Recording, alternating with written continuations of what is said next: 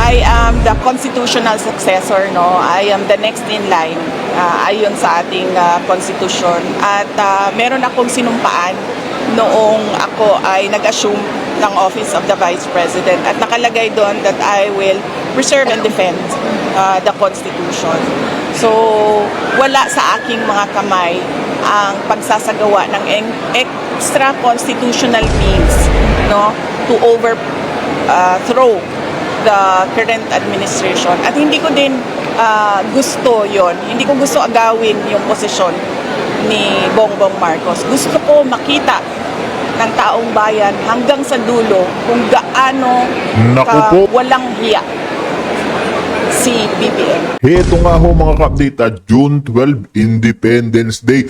BP Sara may matindihong resback o may matindihong buwelta mensahe dito kay Bongbong Marcos Jr. Kasi mantagin po ninyo mga ka-update lahat ho ng pwedeng kasuhan o lahat ng oposisyon hindi ho kaalyado nitong administrasyon kakasuhan, ikukulong, lahat itataboy, lahat mga kapatid bababuin, gagawin ho lahat nila para hindi ho makapagsalita o manahimik katulad nitong si Manon Chavit mga kapatid. Mantagin po ninyo gaano kakapangyarihang tao yan pero nakasuhan ho nila, di ba? Ganyan ho kawalang hiya. O ito si Jinggoy mga kapatid, isang senador, isipin po ninyo nakulong. Ganyan ho katindi itong administrasyon. Si Carly Diskaya hindi naman ho yan mastermind, pero dahil nga hindi ho siya naaayon dito sa administrasyon ni Marcos Jr., nilaglag niya ho kung sino-sino yung mga kakilala niya o yung mga alam niya ho, yun din nideliveran nila, yung mga kakontrata nila dyan sa gobyerno. Kinulong ho siya. Bakit dito sa kampo ng administrasyong Singagba, si Amena Pangandaman, nasaan? Nasaan ho sila? Nawala ho, nananahimik na. Si Martin Romualdez na pangalanan, mastermind, nandiyan pa ho. Hindi ho nakakulong. Libot-libot lang ho kung ano-ano pa hong pinuputak sa media. Bakit pagdating dito sa mga kanilang kakampi, mga kapatid, wala ho nakukulong? Isa lang ho yung dahilan dyan. Kasi nga ho, isa hong malaking sindikato, yung gobyerno. Sila ho yung nagpapatakbo. Mantagin po ninyo na hawak na ho nila yung ombudsman, hawak ho nila yung House of the Representatives. Lahat ho, pati nga ho yung Senado gusto nang i-take over. Kaya nasa silent martial law na ho tayo. Ito nga ho mga kapatid, pinapakita lang ho ni BP Sara na kung gaano kawalang hiya, ito si Bongbong Marcos. Hinahayaan niya ho, hindi naman sinabing gusto niyang take over o gusto niya agad maging presidente. Sinabi niya nga ho, hayaan niyo matapos yung termino ni Bongbong Marcos kung may magbabago pa talaga. Yan ho ang kanya mensahe. Diyan sa ating mga kababayan. Diba? Mga kapatid, hindi rin natin ho masisisi ito si BP Sara. Dahil nga itong pagpipilit ng impeachment trial niya, makikita ho talaga natin, mga kapatid, na ginigipit din ho talaga yung mga Duterte. Isipin po ninyo yung matanda, 8 years old, tinapon ho sa ICC. Doon pa lamang ho, makikita ho natin na wala hong konsensya, wala hong kaluluwa, o alam nyo na, wala sa tamang pag-iisip itong presidente. Isipin po ninyo, si Pangulong Duterte, mga kapatid, ipinalibing ho sa libingan ng mga bayani ang tatay ho nilang diktador. Pero nung ipinalit sa kanya, ayun ho, itinapon ho siya sa ICC, ipinalilitis ho siya sa mga dayuhan. Kaya mga kapatid, ito naman, ito hong exclusive interview dito kay Atty. Baligod. Matindi ho ito mga kapatid. Ilalantad niya ho lahat ng kabalbalan ng administrasyon, mismong ombudsman nga, mag-power tripping, wala ho tayong magawa. Mismong NBI nga, mga update, mag-power tripping din, wala rin ho tayong magawa. Pinapatahimik ho lahat nila ng oposisyon, pinapatahimik ho lahat nila yung mga hindi naaayon sa kanilang kabalbalan. Kaya pala mga ka-update, etong si Matibag, sobrang galing. Diyan pala sa Amerika, meron ho kasing umugong-ugong na mga litrato. Meron daw ho siyang bagong penthouse o bahay diyan sa Amerika na humigit kumulang 1 million US dollar. Ibig sabihin mga ka-update, pumaldo itong si Matibag. Kaya pala yung congresswoman niyang asawa, talaga naman ho, kung makapag-post sa social media, akala niyo ho sobrang linis. Hindi na ho natin sila mababangga hanggat sila ho'y nakaluklok dyan. Bakit ho mga kapatid? Kasi nga ho, konting salita nyo lang ho, may freedom of speech tayo, may freedom of expression. Pero tignan nyo mga kapatid, agad ho nilang kakasuhan. Itong 18 ex-Brave Marines nga mga kapatid, pilit ho nilang ginigipit. Mantagin po ninyo, nilaglag lahat, may litrato, may ebidensya, kumpleto mga ka-update, kumpleto Ricardo. Ano kung ginagawa sa live, ginigipit ho sila. Sila ho yung gustong kasuhan ng libel. Ganyan ho katindi, kakakabal ang pagmumukha ng administrasyon na ito. Kaya mga kabdita, huwag ho tayong mag-alala. Bilog po ang mundo. May oras din ho yung mga hinayupak na yan. Pakinggan na ho natin, ito naging pahayag nito si Atty. Baligod patungkol ho sa kanyang exclusive interview. Pati rin ho ito si VP Sara na matindi nga ho yung naging mensahe na wala siyang pakialam dyan sa posisyon ni Bangag. Wala ho siyang balak na, alam niyo na, palitan siya sa liderato kasi nga mga kapatid. Ilang taon na ho nakalaro si Ngag ba? 4 na taon? Ano ho yung nagawa niya? Ayun, suminghot. Tsaka yung mga lumabas niyang scan. Alam niyo na ho yan, yung mga si Mr. Tubig. Hindi ho makakalimutan na milyon-milyon Pilipino yan. Ganyan ho kawalan niya yung presidente natin ngayon. Kaya mga kapatid, kung bago lang ko sa ating channel, isang like, isang share, isang subscribe lamang ho, malagit tulad. Pasadanaw natin ito si Atty. Baligot. Kaya kapatid, wala na ho tayong paligoy-ligoy pa. Na magigiting. Maganda ang umaga pagka nakikita ko po kayo. Magandang umaga, Attorney Levy. Good morning sa iyo. Ang ganda naman ng iyong background. Pero Attorney Levy, bago ang lahat, given all this ng mga events na meron na nakapalibot sa inyo, pananakot, harassment, kaso right and left, up and down, di ba? Nandyan pa yan. And yung mga insulto, kumusta po muna ang isang Attorney Levy Baligod kasama ng ating mga kaibigan na kasundaluhan? Alam niyo po yung mga nabanggit niyong mga harassment ay normal po sa mga sirkumstansya ngayon. Napagdaanan po yan ng mga ninuno natin na nagsakripisyo din para magkaroon tayo ng isang bansa na nararapat sa mga Pilipino. Haharapin po namin yung mga kaso na yan. Normal po yan sa ginagawa natin ngayon. Yung mga inaakusahan natin ay gagawa rin ng paraan para tayo po ay mawalan ng lakas ng loob na ipagpatuloy yung ating ginagawa. Attorney, sorry Marlon, yung po bang mga kaso na to, matibay po ba ito para matibag naman kayong mga naninindigan para sa ating bayan? Well, ang kinakaso nila sa amin ay libel at saka cyber libel, no? Yes. And they are filing it all over the country. Katulad ni Ace Barber sa Surigao, recently si Adyong sa Marawi, si Secretary Laurel Tiu, no, sa Makati. Kwan po ito, these are signs na hindi nila alam ang kanilang ginagawa. Bakit ko po nasabi yan? Yung mga nagfa-file po ng kaso sa labas ng Quezon City ay hindi po nila nababasa yung Article 360 ng Revised Penal Code at saka yung mga decisions ng Supreme Court katulad ng Agbayani versus Sayo, Chavez and People versus Court of Appeals na kung saan kung ikaw ay isang public official at ikaw ay nagreklamo ng libel or cyber libel, dapat i-file mo yan sa office ng city prosecutor kung saan located ang iyong opisina, no? Ang opisina ni Adjong sa Quezon City, sa Batasan, dapat dito sa Quezon City, no? Si Barbers sa Surigao, dapat po yan sa Quezon City. So binibigyan ko na po ng tip ang kanilang mga abogado na gumawa ng reklamo na nag-file sa lugar outside of Quezon City. Pati si Benny Abante, nag-file siya sa City Prosecutor of Manila. Wala pong jurisdiction ang mga piskalya na nasa labas ng Quezon City. Yung pong kay Representative Garin, saan po final yun? Sa DOJ, no? Yung DOJ kasi, yung National Prosecution Service main office, meron naman silang jurisdiction, no? Sa applicable sa buong bansa. So pwede rin sa DOJ proper. Tama. Marlon?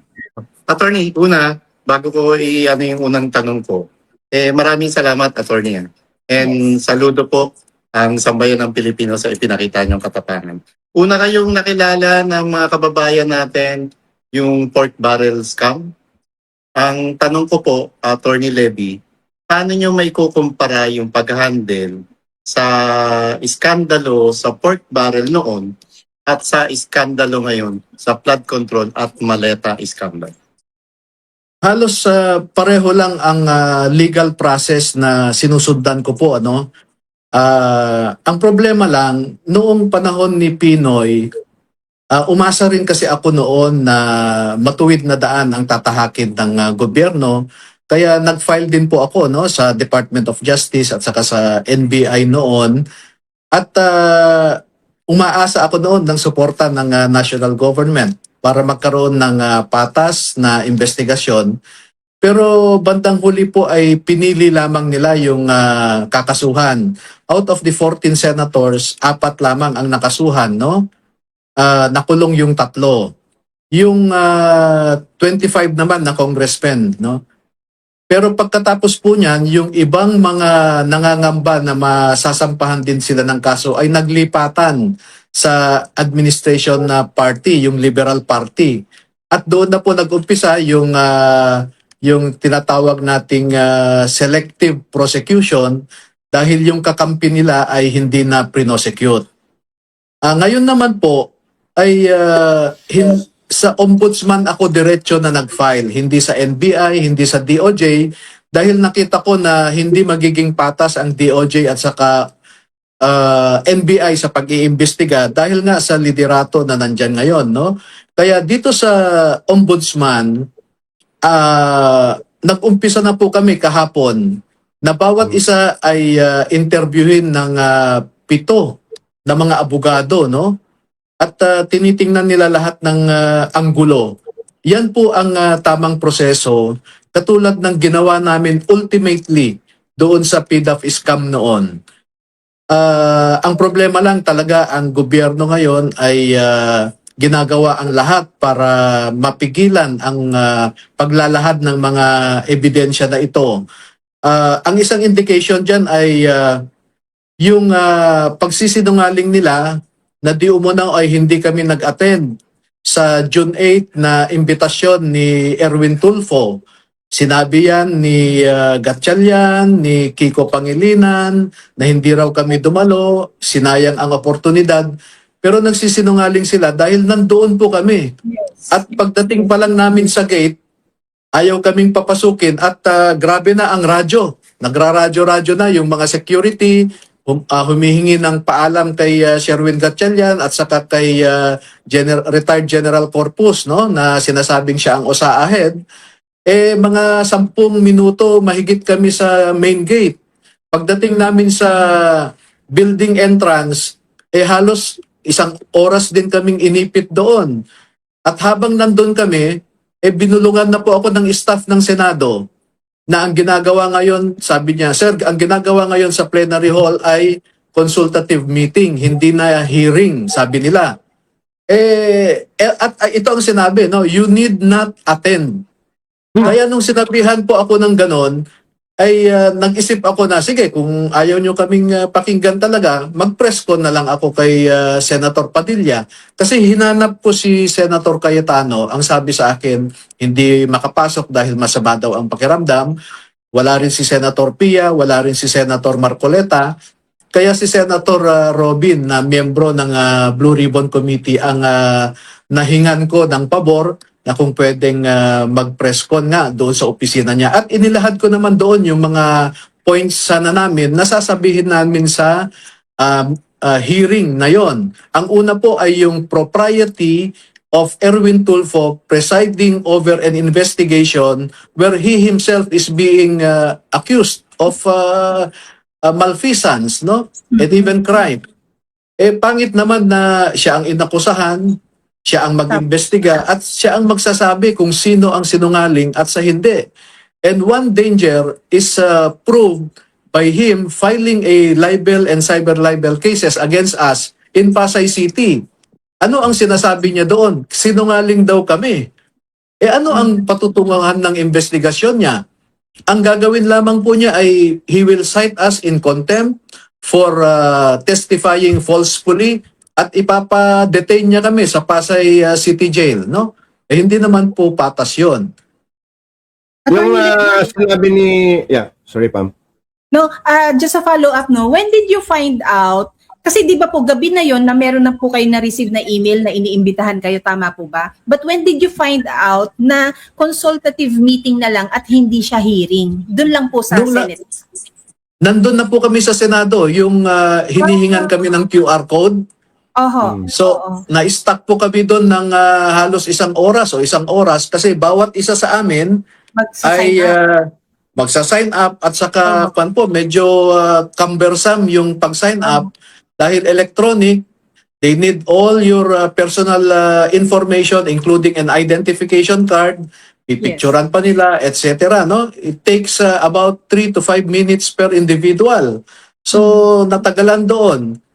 At halata naman na ayaw nilang pakinggan kami dahil alam niyo po yung sinasabi nila ngayon na the 18 Marines daw are endangering the security of the Senate, including the senators. At ang sabi ni Senator Soto ay there is clear and present danger. Hindi ko alam kung naiintindihan po nila yung clear and present danger kasi it applies to freedom of speech, no? Tama, no? Naghahagilap sila ng mga rason para hindi kami pakinggan po talaga dahil kung maalala po ninyo, pagkatapos ng press con ay sinabi ko pupunta kami sa baba sa plenary hall dahil nandun pa pala ang mga senador. So nung pababa na po kami ay bigla namang sinuspend ni Erwin Tulfo ang session nila. Kaya minarapat ko po na puntahan si Senator Soto sa kanyang opisina at nag-usap po kami isang oras mahigit. At nagkaroon kami ng tanungan doon, ano ba talaga yung ebidensya nyo, etc. At nagsabi ako sa kanya. At oh my God, palagay ko he feels the same apprehension as the others because of the information that I shared with him. Wow. So, So- na-convince so- siya na totoo yun. Yes, Elmer. So, Attorney Levy, you're a seasoned lawyer. You're a seasoned litigation lawyer. You've been through many high-profile cases. Do we take it to mean yung nakita mo, yung body language, yung demeanor ni Tito Soto, Senator Soto, mukhang uneasy siya with what you shared with him, especially that he is also one of the senators implicated dun sa affidavit ng mga Marines? Ibi, with due respects, no, let me keep that for myself. And the good Senator Soto knows what we have discussed, no, because it was discussed confidentially. But let me just say this, that I revealed to him to a certain degree, not completely, what we have, including the fact that I am ready to present additional 14 individuals who were similarly situated as those of the 18 na parehong may alam sila, no? At ang sabi ko, if you are not still convinced, that I am ready to present another 7, sabi ko. Pero pan, i-observe po natin if Senator Soto is able to convince his colleagues na they should listen to what these former soldiers have to say. Dahil kwan po ang what is at stake here is our national interest. And the personal interest of every senator should be subordinated by that national interest. And what is the national interest here? To finally curb corruption in the highest levels of government, no? Ang dami po kasing epekto niyan Kung intindihin po natin no less than the statement of Bangko Sentral ng Pilipinas Chair Remolona, ang sinabi niya, our economic woes now cannot be solved by fiscal and monetary policies because the problem is about governance. At yan po ang problema natin. There is no more government. There is no more rule of law. There is no more decency in public office. There is no more statesmanship among our highest officials of the land, no? Imagine mo, katulad ni Kiko Pangilinan, for example, nagsasabi na siya na dapat daw ang sinasabi ng mga sundalo ay supported by evidence. Tapos ayaw naman niya kaming pakinggan para ipakita namin ang evidence. Sinasabi ni Sherwin Gatchalian na nakakalungkot, inimbitahan itong mga 18 Marines kasama si Attorney Baligod pero hindi sila dumalo. Alam na alam niya na nandun kami dahil nagre-report directly sa kanya si retired General Corpus. Mhm. Mhm. So, Attorney Levy, no, balikan ko lang yung sabi mo kasi kahapon pumunta kayo sa Ombudsman at during the press conference doon sa opisina ni Senator Robin, sinabi mo rin, no, na ibibigay mo sa kanya yung additional list of 14 names, no, on top of the 18, no, na naisalang na nga, no. Ang tanong ng mga kababayan natin, Attorney Levy, dalawa po, no. Una, kailan ba yung susunod na hearing doon sa subcommittee ni Senator Rodante Marcoleta at kailan nyo ba ho ilalabas or gagawin yung individual affidavits ng Brave 18 at ito bang pagpunta nyo sa Ombudsman ay ito na po ba yung individual affidavit na sana'y mapalabas nila? Yes, una po ay wala pa kaming natanggap na imbitasyon galing sa subcommittee chaired by Senator Marcoleta. Pangalawa, yung proseso kahapon sa Ombudsman, that is the first step in the right direction, no? Kasi noon, sinasabi ni Ombudsman na Remulla na at the very beginning, noong nag-file ako sa kanya February 26, sinabihan na nila ako na after a day or two, no, na dapat individual. Ang sabi ko sa kanila, yan ang proseso sa Ombudsman because yung preliminary investigation starts with a complaint, no? Nag-file kami ng complaint. And then second is for the Ombudsman to verify the reasonableness of continuing with a preliminary investigation. So, hihimayin nila yung reklamo namin, i-interviewin nila yung mga witnesses. Yan ang first step po sa Ombudsman. Kailangan tingnan muna nila kung meron bang sapat na basehan ang complaint para ipagpatuloy ang preliminary investigation. So, kahapon lang po kami nag-umpisa sa proseso na yan. And that is the right process. And I think the first statements coming from the Office of the Ombudsman that we should submit individual affidavit is incorrect, no? Because for one, these former soldiers, meron silang common experience. So kung meron kang common experience, pwede po yan sa joint affidavit. At yung individual naman na affidavit, mangyayari po yan sa question and answer na proseso doon sa Office of the Ombudsman. Basahin din po nila yung rules of procedure ng Ombudsman, no? Attorney Levy, Attorney, ang sinasabi niyo po, Oo, Pam. sorry.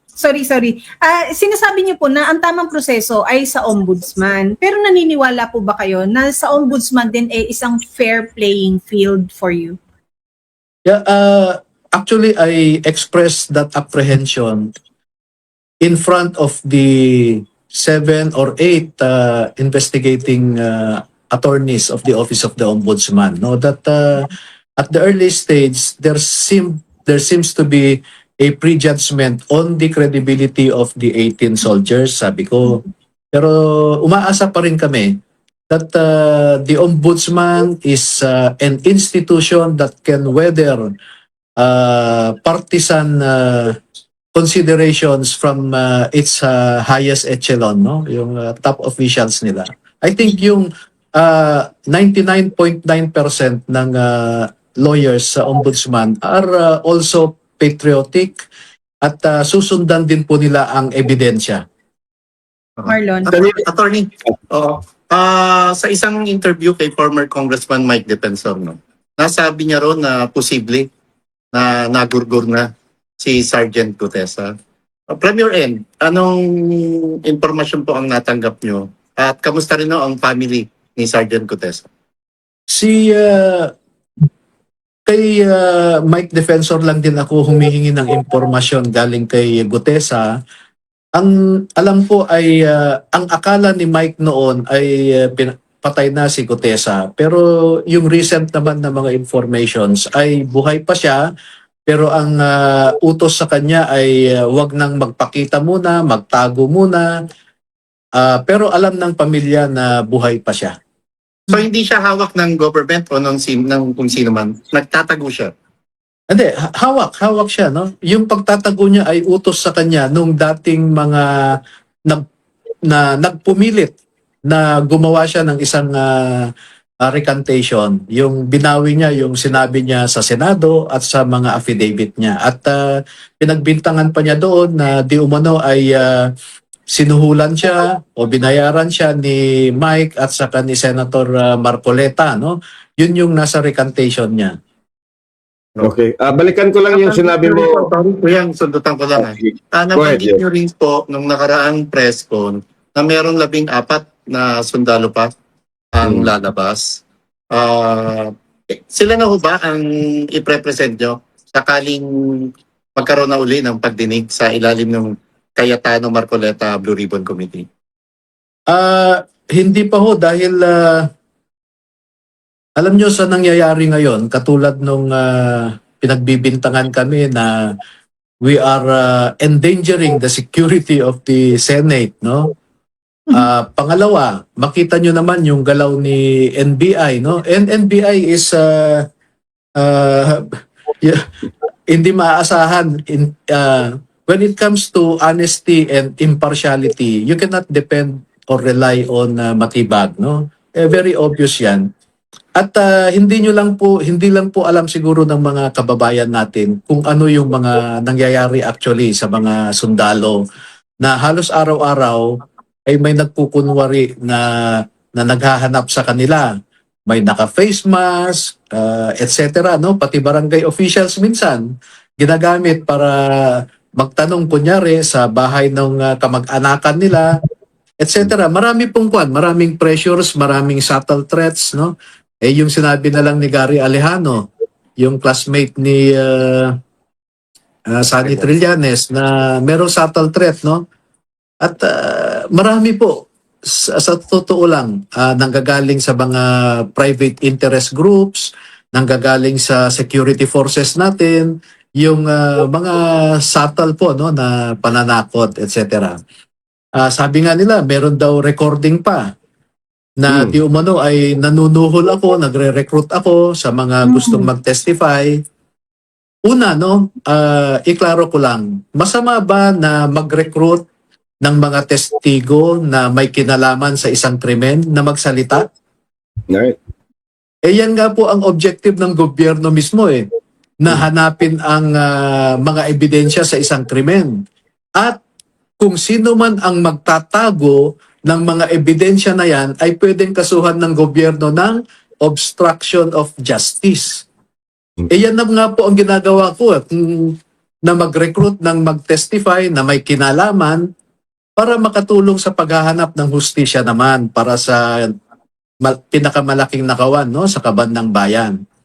Pangalawa, sinasabi niya may recording na nanunuhol ako. Again, kung sakaling totoo na nanunuhol ako, private individuals po kami, no? Wala pong krimen dyan. Pero wala pong panunuhol. Kaya gusto kong ilabas niya yung sinasabi niyang recording. Kasi sa totoo lang, meron po silang pinadala sa akin na 5 tao, na dati ring tao ni Saldico, na alam ko naman na tao nila. Pero tumawag at sinabi, "Sir, gusto rin naming sumama sa iyo." O sige, magkita-kita tayo, kako. Alam niyo po, ang unang tanong nung isa doon, ang sabi niya, "Attorney, bago tayo mag-umpisa, diretsahan na tayo. Magkano ba ang ibibigay mo sa amin?" Sabi niya. Ang loko, nagre-record, no? Kaya ilabas po nila yung recording dahil ang sagot ko po sa kanya, "Pasensya ka na dahil hindi ako namimili ng prinsipyo." Pero Kaya, alam niyo kung pain yung mga yon sa inyo? Alam niyo na po. nung una ay hindi. Kasi nagsabi sila ng kwento Actually, merong isa sa kanila na nagbigay pa nga ng ebidensya, mga litrato. Nagbigay siya sa akin ng litrato na, "Sir, kilala ko yan si Mr. Erwin Tulfo. Ito nga, picture naming dalawa sa opisina niya, sa loob mismo ng opisina ng congressman." So marami pa po siyang ibinigay. Ibinigay nga niya yung affidavit na pinirmahan niya at saka yung isang kasamahan niya para ipakita, sir, ito, pinilit kami rito na pumirma. Makikita mo, lukot yan dahil binibidyohan nila ako nung pipirmahan ko kaya tinapon ko pa sa kanila ito. So marami pa ho siyang binigay. Actually, may mga videos and pictures na binigay siya, no? So nung una, akala ko naman ay seryoso siya.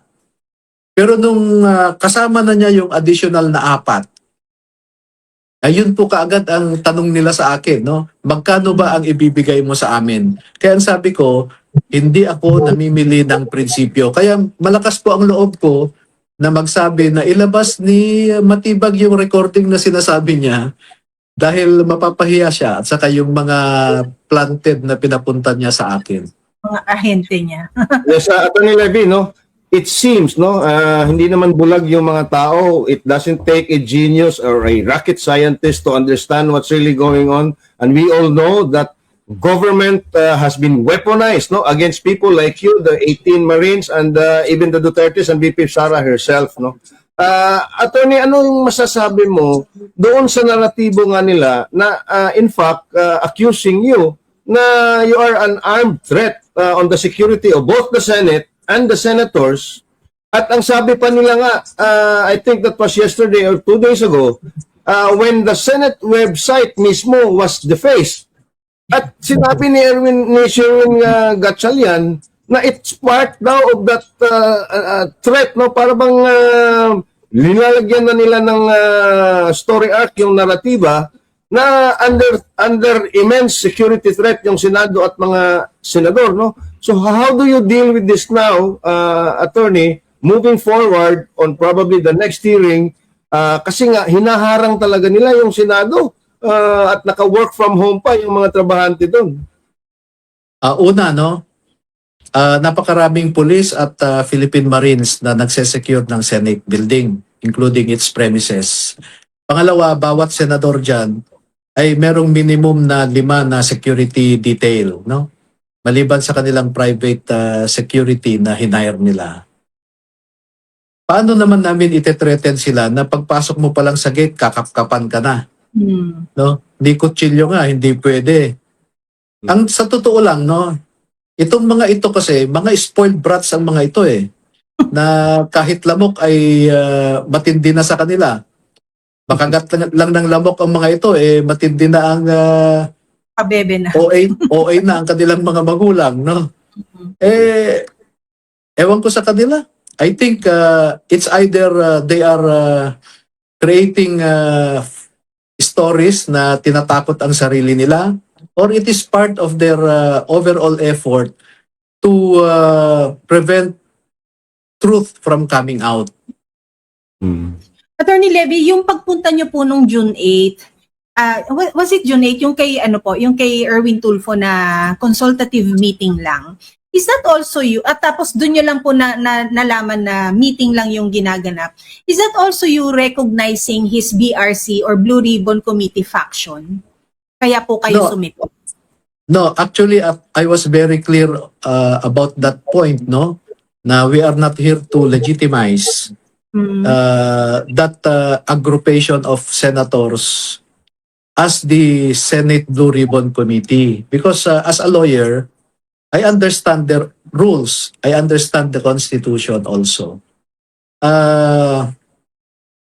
Sinabi ko naman talaga malinaw na ang isa pang rason, kine-question ko yung appearance doon ni Erwin Tulfo claiming to be the chair. Dahil kung po yan it's against the basic rules of fairness, no? Na ikaw yung nirereklamo, ikaw pa mag-imbestiga, ikaw pa ang magdesisyon kung sino ang totoo sa hindi. Siyempre, alangan namang sabihin ni Erwin Tulfo na totoo yung sinasabi nyo laban sa akin. Hindi naman niya sasabihin yon. Sasabihin niya, lahat kayo sinungaling. Pero I'm sorry. Kasi nga, Attorney Levy, no, dugtungan ko lang dyan, no, na-interview kasi si Erwin Tulfo, no, at sinabi niya na willing siyang mag-inhibit at willing siyang mag-recuse. And in fact, he even said this, no, na willing siyang mag-create ng another subcommittee na katulad doon sa kay Senator Marcoleta, exclusively tututok sa flood control investigation, at ang sabi niya, baka mag-chair daw doon, ang subcommittee na yun is Kiko Pangilinan. Okay lang po. No, sabi ko nga, noong sinabi ko na I do not want to legitimize that congregation of senators, and I do not want to respect Erwin as chair of that committee, sinabi ko naman na nevertheless, handa naman kaming humarap pa rin kahit nandyan si Mr. Erwin Tulfo. Walang problema yon. At ang sabi ko nga, kahit sinong Pilipino na gustong makinig sa kwento ng mga dating sundalo na ito ay pauunlakan namin. Ngayon, Kiko Pangilinan ang magpe-preside dyan. Wala pong problema, no? Abogado siya. Pero siguraduhin lang niya na maging patas siya, no? Kasi kilalang kilala rin ni sobra magkaibigan din kasi si Kiko at saka si Saldico. And it can go elsewhere, no? Kung hindi siya magiging patas, we will be forced also to question his independence and even integrity when that point comes. But that is my fair warning. Alam namin na magkadikit si Kiko at saka si Saldico. Nabanggit nyo, Attorney Levy, sumagot.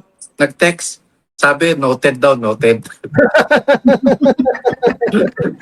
Attorney Levy, nabanggit nyo po si Zaldico. Meron bang pagkakataon na siya ay nag-reach out sa isa sa mga dati naman niyang security, no? Para siya ay makipagtulungan na finally? Meron bang ganun? Wala po eh. Itong si Saldico, naglalaro-laro pa ngayon eh dahil napromesahan na he will also be protected. Kasi ang utos sa taas daw, everybody will be protected, no? So dapat walang magsalita, etc. Kaya nanahimik itong si Mr. Saldico siguro. Pero yung paglabas naman ng mga dating sundalo na ito ay independent of the decisions or tendencies of Saldico. Pumanig man siya o hindi, wala po sa amin yon.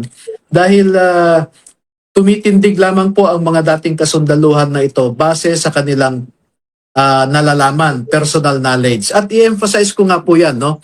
Sagutin ko lang yung sinasabi ni Matibag at saka ni Kiko Pangilinan na dapat daw ang testimonya ay base sa ebidensya. At so far daw ay walang ebidensya na sinasabi ang mga kasundaluhan na ito. Ayun ang assertion ni Matibag at saka ni Senator Kiko. Parehong abogado po sila. Ano ba? There are 3 types of evidence, no? Alam nila yan. Testimonial, documentary, at object evidence. At the highest form of evidence is testimonial. Superior po yan sa documentary or object evidence because even if you have documentary evidence, you need someone to testify on that document. If you have an object evidence, still that is meaningless if there is no one who will testify on that object. Kaya the highest form of testimony is testimonial. Ano ba ibig ang sabihin ng testimonial? Ang testimonial evidence po ay isang klase ng ebidensya that is derived from your senses perceiving facts, no? So yung mga senses mo, na-perceive niya yung fact, may narinig ka, may nakita ka. That is part of testimonial evidence. Ang gusto nila, halimbawa, may nakita kang bumaril sa isang tao, hindi daw sapat sa kanila na nakita mo, kailangan may dokumento. Anong dokumento? Pinicturan mo yung saksakan o barilan? No? Kailangan meron kang object evidence, meaning dapat hawak mo yung maleta na may lamang pera. Intindihin din nila yung tinatawag ng rules of evidence na totality of evidence rule, no? Na intindihin mo yung lahat ng circumstances. Katulad nung sinasabi nila, hindi naman nila nakita na pera ang laman. nung maleta. Yun nga. Alam nyo po, sa haba ng panahon, na-involve din sila sa pagbibilang, paglalagay, no? Kasi bundle by bundle yan eh. Pagkarga sa maleta, no? Nakita nila na binibilang ni Mark Tiksay, ni Paul Estrada, yung mga bundles of cash na sinisilid sa isang maleta. Nakita po nila yun eh. At medyo kwan na nga eh, they are almost taking liberty in assuming that yung dinedeliver nila ay pera ang laman. Kasi naman, ano ba ang pwede mong ilagay sa loob ng maleta na kailangan merong security escort ang mga maleta na ito?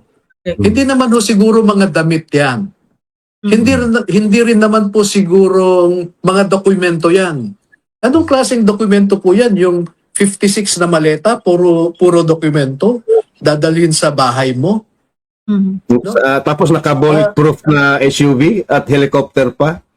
So, meron naman tayong tinatawag siguro na common sense at saka reasonable mind. Mukhang So, wala. Attorney Levy, yes, may tanong ako. Because in all of this, no, two names will always crop up. Correct. Yung Mark Tiksay at si Paul Estrada. Do you happen to know kung nasaan na sila ngayon? Ano yung nangyayari nila? Nandito pa ba sila sa bansa? O ano yung naririnig ninyo? Kung Wala na nasaan po. yan? Nung iniipit nila si Saldico, no, ang sabi nila noon kay Saldico ay huwag ka munang umuwi, mag-stay put ka muna dyan, etc. No? Kasi pumunta sa Amerika, nagpa-check up kasi meron siyang heart condition. So, nung nasa Amerika siya, pabalik na sana, sinabihan siya na wag mo nang bumalik. And then after a few weeks, siya na ang nilalaglag na mastermind. Kaya nagsalita po siya, no? Kaya nung bago siya magsalita, lumabas sa social media para ibahagi sa publiko ang kanyang nalalaman naman, ay inutusan na niya ang kanyang mga executive assistants na umalis ng Pilipinas. Ang last na balita ko ay si Mark Tiksay nasa Singapore, si Paul Estrada nasa Argentina, sa South America, no? Pero of course, I'm sure that they are moving around also, and I am also sure na meron silang mga special visa to other countries na napupuntahan nila, yung mga investors visa na nasasabi, or yung katulad nung kinuha ni Kwan, ni Secretary Gibo Teodoro sa Malta, for example, no? Mga ganon. Kaya nakakaikot din sila. At isa sa mga executive assistant ay kasama ni Mr. Saldico para sa mga, alam mo na, pag may inuutos si Saldico, ay sanay kasi ang mga ito na pati pag-charge ng telepono nila ay inuutos pa, no? So, kailangan nila yung ganon. So, ibig Pero mo sabihin, Kuya, How crucial are these two people, si Mark at si Paul Estrada, in the general narration of these witnesses, attorney? At pag hindi sila nakakapag-testimonya or hindi na tatanong, hihina ba yung kaso ng Brave 18 at yung additional witnesses? Hindi naman, no?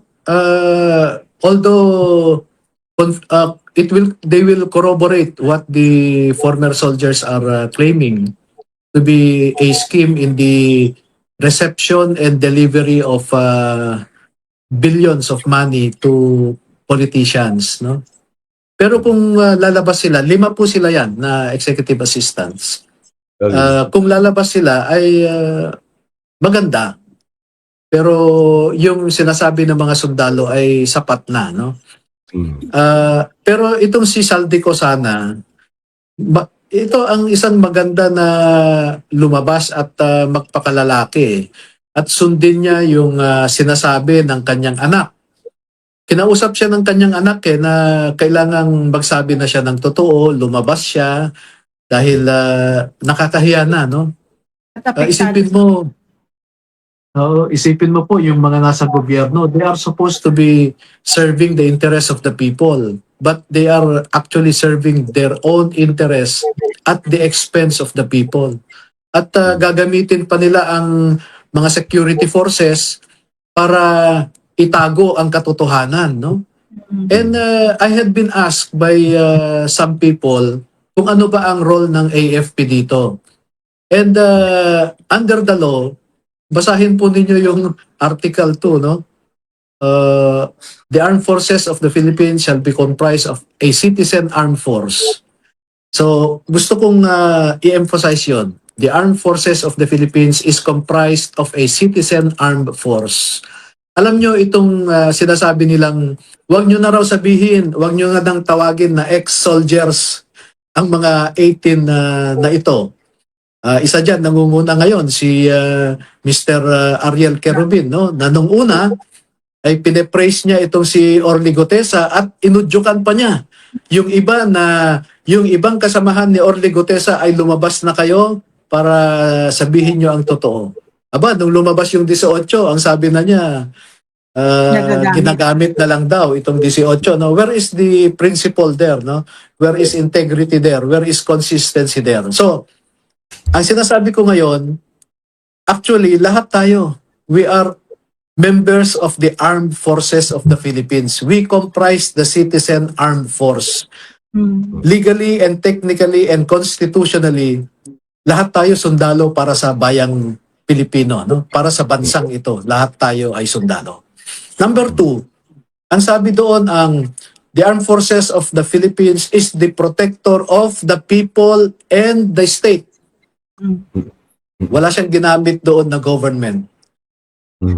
No? At sumunod pa na sentence, nakalagay doon, the armed forces of the Philippines have to protect the territorial integrity and sovereignty of the country. So isipin mo, binanggit niya yung people, sovereignty, and territory. Hindi niya binanggit ang government. That is why the armed forces of the Philippines is not the protector of the government. It is the protector of the people and the state. And the people now are being victimized by a systematic and widespread looting of the public coffers, na nawawala na ang pera para sa kalusugan, sa mga ospital, sa mga eskwelahan, wala nang nako-construct na building, no? Sa mga kalsada na pangit na dahil ninakaw ang pondo. So, biktima na ang Pilipino dito, no? And sabi, protector of the people and the state. Alam niyo po ba na objectively, no? Let us discuss this in a political scientist point of view.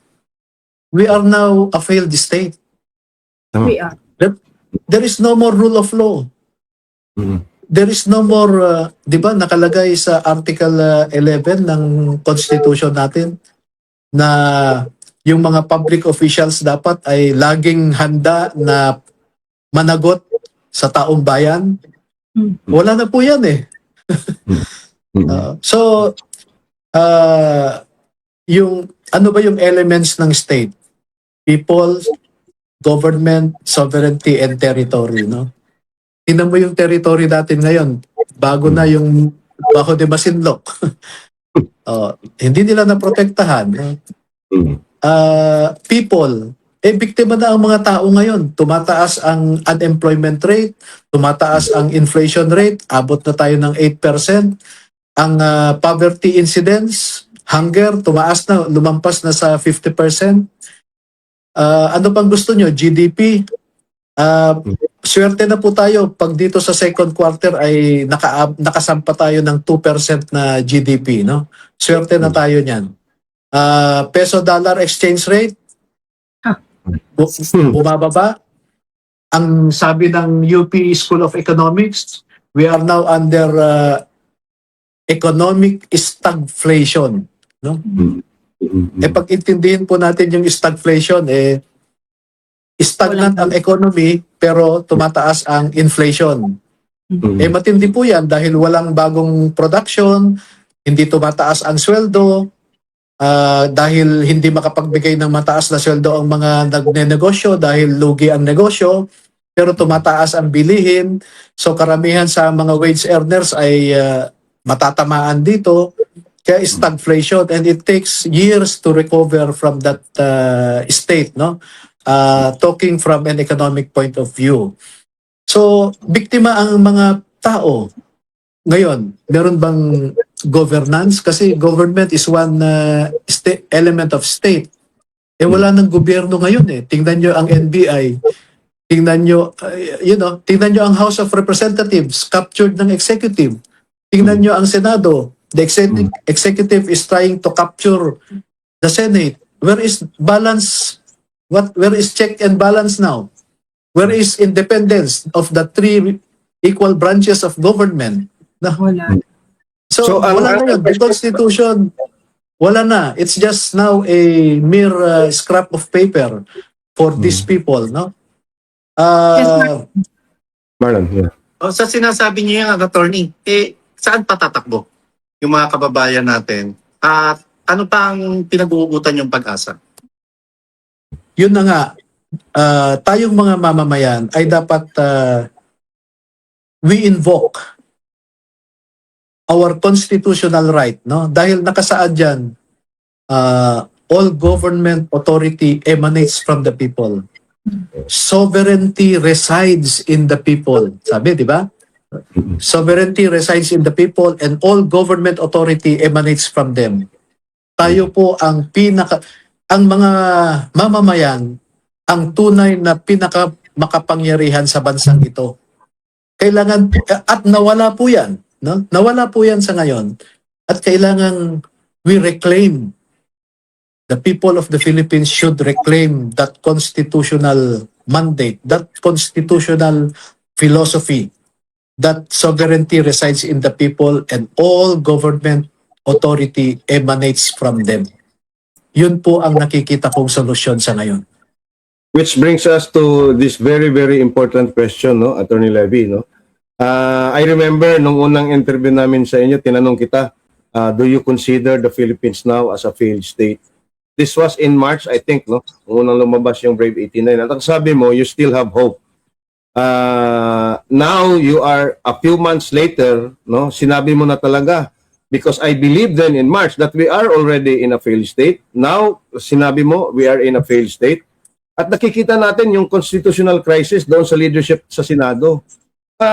Ano ho ba yung nakikita mo dito, Attorney Levy? Having two Senates, no? Practically dalawang Senado. Yung sinabi ni SP Alan Cayetano na Senado ng Pilipinas at yung kay Gatchalian na Senado ng Malacanang. How do you then solve this impasse, this deadlock? At saan tayo patutungo? Kung ganito na lang, do you foresee somebody from the Cayetano block transferring into the Gatchalian block? Yeah. So, attorney, sorry, sundatan ko lang po yung sinabi ni Kuyang Ibi, no? Kawalan na po ba ng pag-asa ng Brave 18 or ng kasong ito kung makabuo man yung paksyon ni Senator Gatchalian ng 13? Para sa Hindi po, kanila. haharap pa rin kami. Haharap pa rin kami. Haharap pa rin kami. Pero alam nyo ang danger dyan, no? No less than Malacanang issued a public statement that it is recognizing the Gatchalian block. Yes. The danger lies on the fact that Malacanang is undermining the independence of the legislative branch. There you go. Malacanang should have this common sense or decency na magsabing wala kaming pakialam dyan kasi independent branch of government ang lehislatura. Pero isipin mo, papanig sa isang block ang Malacanang. So maliwanag po ito na wala na yung check and balance, which is the very soul of a republican system of government that we have, no? Maliwanag diyan na ang crucial the crux, no, the center of our democracy is based on the equality and independence of the three branches of government. Kasi kung merong isa lang diyan na hindi na independent at hawak na ng isang branch, sira na po yung konsepto na yon. Wala na po yung tinatawag nating republicanism at saka democracy. Dictatorship na actually ang nangyayari ngayon. Are we a failed state? Attorney Levy, no? Kamakailan, ang laging narrative ng Malacanang, at kahit ni Senator Ping Lacson, ang sabi nila si BBM daw, ang may gusto at ang may pakana at nagbunyag ng iskandalo sa flood control. So sa nakikita nyo ngayon, may sinseridad ba kay BBM na malaman talaga ng kanyang administrasyon ang punot dulo ng flood control scandal pati yung Maleta scandal? Alam niyo po, alam niya naman umpisa pa lang yung ganitong magiging nakawan. Bakit ko nasabi yan? Pag magkaroon lang tayo ng malaya na investigasyon, walang pressures, no? And yung mga nasa gobyerno ay maging transparent. Ang una kong gustong matingnan, noong umalis si President Duterte noong June 30, no? Meron siyang iniwan na around 2 billion na confidential funds sa Office of the President. Yan po ang unang tinarget nila. September pa lang liquidated na yung yung confidential fund na yan. So noon pa lang sabi ko, oy, this is portentous, sabi ko. Hindi maganda yung unang mga hakbang. Kaya try po ako na mag-observe, magmasid, and true enough, no? Yung indikasyon na yon ay nagpapatunay ngayon kung ano ang talagang intensyon ng administrasyon na ito. Palagay ko alam ni President BBM yung nakawan na ito, at inunahan na niya na ilaglag ang kanyang mga kasamahan para masalba yung sarili niya.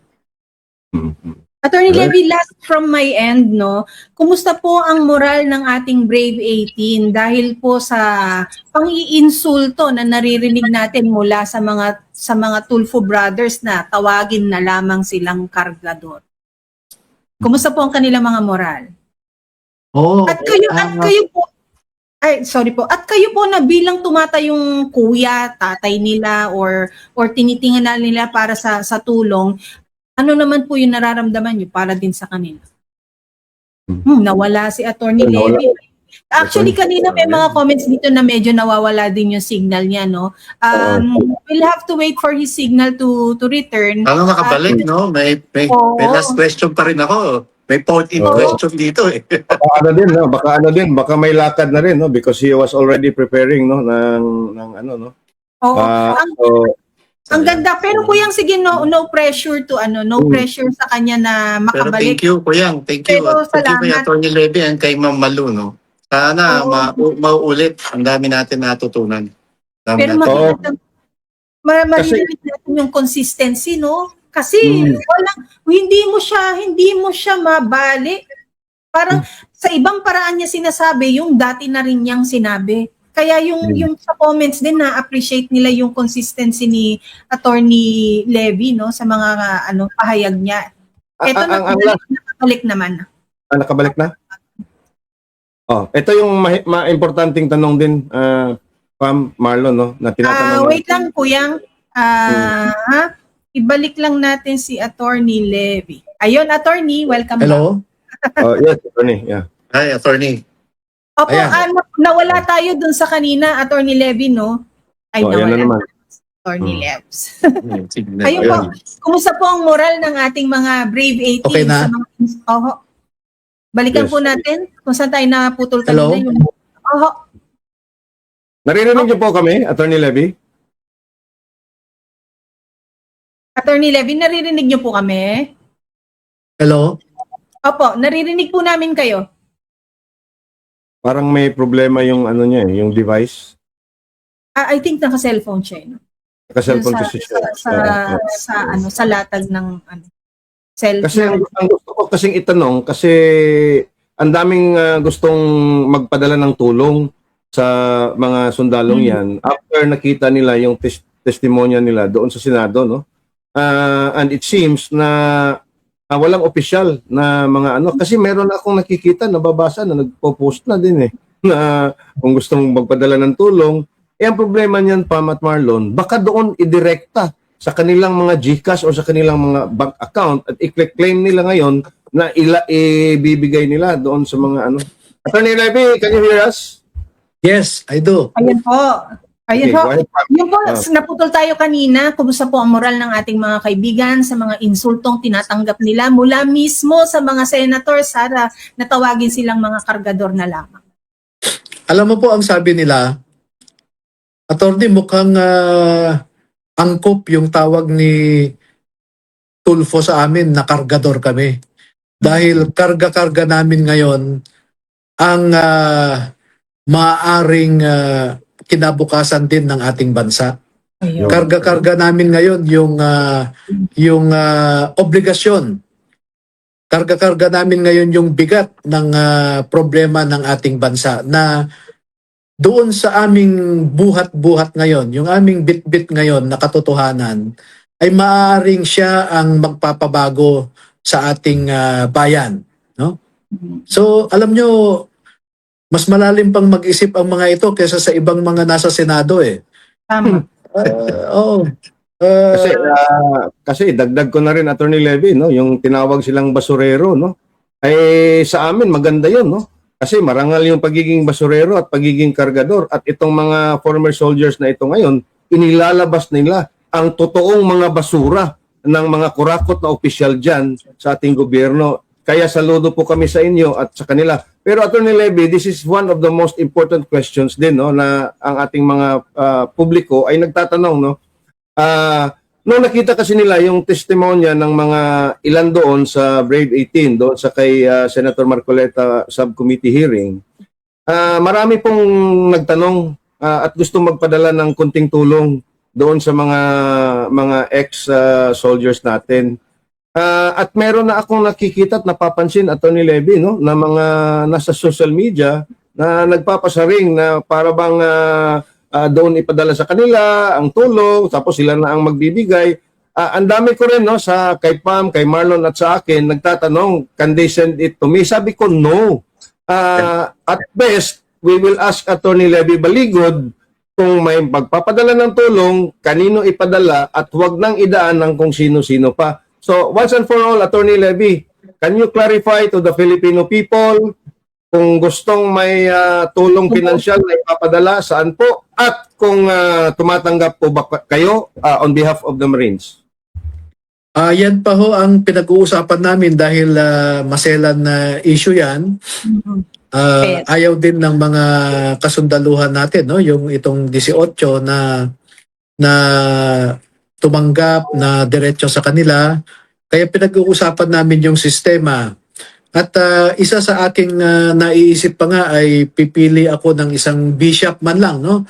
Ng isang bishop na kung papayag siya sa kanya ipadala para wala tayong question about the handling of the donations or help, no, for this Brave 18. Pero hindi pa ho namin nafa-finalize pa kasi lahat kami, no, pati sila ay sensitibo na mapag-usapan yung mga ganyang bagay. Oh, okay. Wow. Pero maganda naman po ang intensyon ng ating mga kababayan. Gawa nga ng ang dami na rin pong mga personal na sacrifices, mga magulang na nagkakasakit, mga mahal sa buhay na pumapanaw at hindi man lang mapuntahan dahil sa pakikipaglaban. Pero sana po kapag po nagkaroon na ng magandang proseso at sistema dyan, mabalikan niyo ho kami para naman po makatulong. Tama po yan, no, Miss Pam, dahil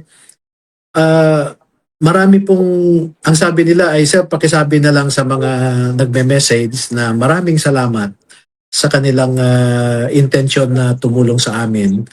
At kung ano man ang mapag-isipan na pamamaraan ay pwede pong ganon, no? Pero sa ngayon pa lamang ay sinasabi na nila yung kanilang taos-pusong pagpapasalamat sa lahat ng ating mga kababayan na naiintindihan yung kanilang sitwasyon at handang tumulong, no? So maraming salamat po. Tama yan, Attorney Levy. Tama yan, Attorney Levy, kasi hindi malayo. Dahil alam naman natin, itong administrasyong ito gagawin ang lahat ng paraan para lamang lalo masira yung credibilidad ng Rate 80, no? At posible Oo. na kung i-open nila kung saan basta-basta lang yung account number nila, baka may magpadala ron ng drug lord. Saka sila balikan at eto sabihin katunayan tumatanggap ng pera yan sa masamang Actually, business. Na-capture mo, Boss Marlon, no, yung aking personal na agam-agam. Oh. Na-capture mo. Actually, yan po ang the central reason, the main reason why hesitant kami dahil may magpadala lang dyan na mga kriminal. Sasabihin nila, uy, nag-remit ako ng binenta kong droga dito kay ganito. Correct. Oo. So, yun ang hindi ko lang masabi kanina pero yan po ang pinaka mabigat na dahilan.